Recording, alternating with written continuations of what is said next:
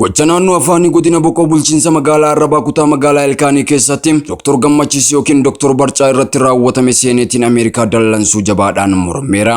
Akka gumgummiin seeneetii Ameerikaa irraa dhagahametti Dr. Gammachiis dargaggoota hedduudhaaf carraa hojii uumuudhaan kan beekaman yoo ta'u, galanni Dr. Gammachiis kana ta'uu hin qabu jedhan.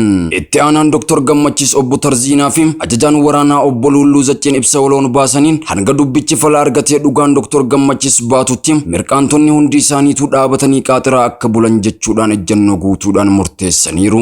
Itti aansuudhaanis hiriyaan dhiyoo Dr. Gammachiis obbo Sandalul Bakti akka jedhanitti gocha kana duubaan aadde Baala Garuu fi dhiirsi isaanii obbo Diraaftiin shakkamtoota jalqabaati jechuudhaan dubbatan.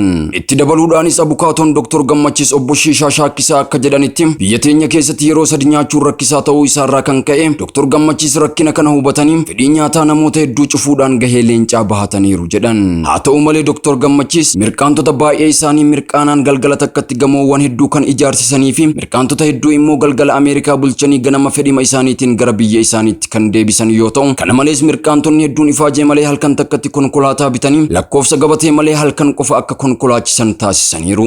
Garuu kan hunda caalaa nama dhibu konkolaachistoonni haala barbaadamuun hawaasa tajaajiluu hin dandeenye jechuudhaan qeeqamaa jiru. Walumaa galatti gocha suukanneessaa Dr. Gammachiis irratti raawwatame kana ilaalchisee mirqaantonni tokkummaadhaan Stop Genocide Against the Barcaa mirqaanni UNESCO irratti galmaa'uu qaba, magaalaan guddittiin mirqaanaa firaasha ta'uu qabdi jechuun hiriira nagaa ba'anii dhaadannoo isaanii dhageessisaniiru. Argan beekotu gabaase.